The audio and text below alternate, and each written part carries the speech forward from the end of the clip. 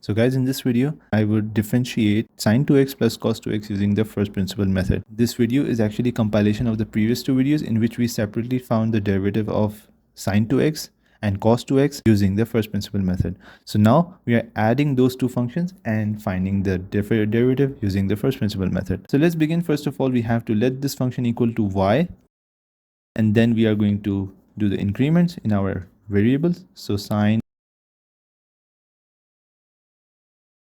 Now I will move this y towards the opposite side of the equation. So I will be having negative y, and then I can write sine 2. Now the value of y is actually sine 2x plus cos 2x. So I can write sine 2x plus cos 2x. And there's a negative sign over here, so I have to use the bracket so the negative sign does not messes up with the terms present inside the bracket, okay? And now I can multiply this negative sign over here, so it would be sine 2x negative cos 2x.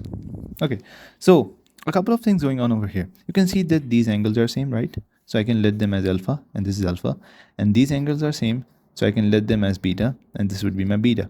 This is sine, and this is sine, and this is cos, and this is cos. So I can actually write sine 2x plus 2 delta x. I multiply this 2 inside these terms, and I can actually write this term with the sine term, sine 2x, plus the cos term, cos alpha term, cos 2x plus 2 delta x, and over here also I have multiplied the 2 inside these terms minus the cos beta term, which is cos 2x. Okay, so I have alpha over here, this is my beta, this is alpha, and this is beta. And in the previous videos, in the previous two videos, we have discussed these identities, the half angle identities, sine alpha minus sine beta and cos alpha minus cos beta. So I'm going to use these identities over here, and if you're not sure what those identities are, I have pasted them on this screen so you can check them. Now I'm going to use brackets over here, okay? For the sine one, we have 2 cos alpha plus beta.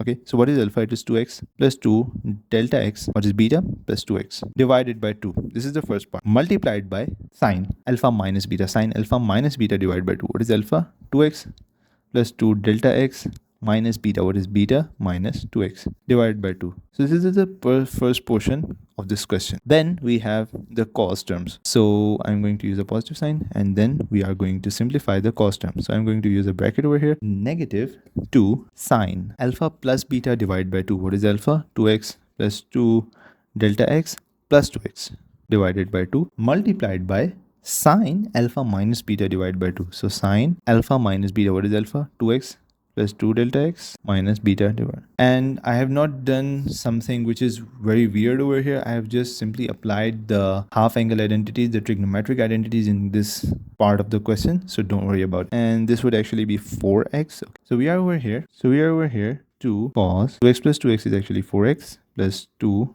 delta x divided by 2 multiplied by sine. These are cancelled. So we have sine 2 delta x divided by 2. This was the first term. This negative sign is actually multiplied the positive sign over here. It would become negative. Then we have 2 sine. This would again be 2x plus 2x, 4x plus 2x, 2 delta x divided by 2 multiplied by sine. These are cancelled. So we have sine 2 delta x divided by 2.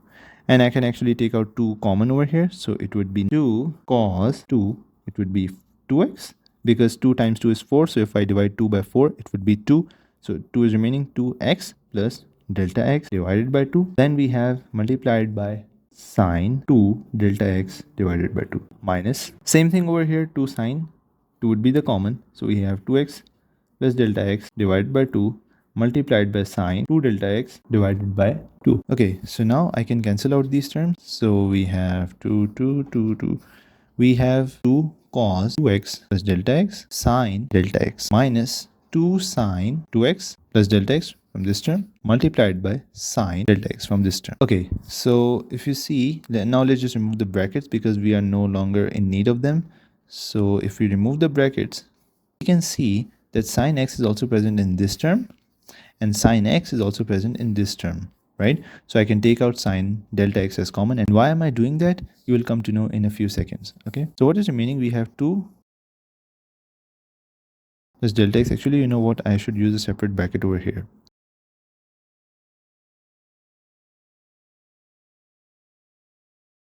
And you can argue that you should also have taken out this 2 common because this is also present in both of the terms. But the point is that I'm taking out that term common which I need. Why am I in need of sin x?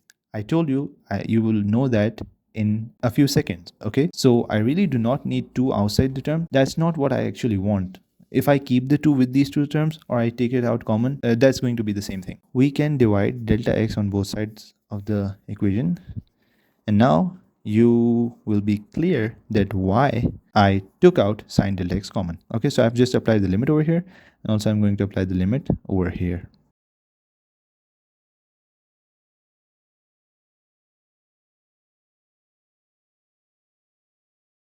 I am going to put this delta x over here beneath sine delta x. Okay, it's actually not beneath sine delta x, but you will see why. Now we know, if you have watched my previous 2 videos, you know that we are using an identity which says that limit of delta x approaches to 0. And if there is a sine delta x and in the bottom we have a delta x, it is actually equal to 1. Okay, so I can use that identity over here on all of these terms. Okay, so limit of delta x approaches to 0. Now, what am I going to do? I'm going to apply this limit on all of these terms, on sine delta x, on 2 cos 2x plus delta x, and on 2 sine 2x plus delta x. Okay, so sine delta x.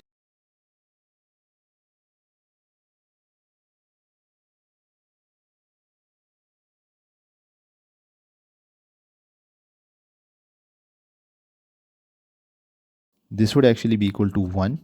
Okay, this is an identity. And then wherever we are having a delta x in this equation, it would be equal to 0. So this would be 0 and this would be 0. Okay, so I'm just going to write it in the next step.